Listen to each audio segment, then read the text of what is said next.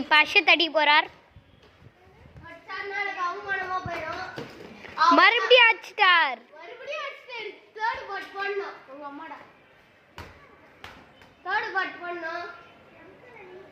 ஜெஷித் அடிக்குது.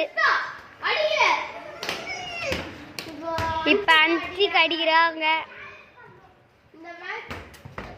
அடிக்கலங்க. இப்ப குட்டி பையன் போன வாட்டி அச்சாரு. ஓ அடிச்சிட்டாருங்க. பார்ட் 3 பார்க்கலாம். Bye guys.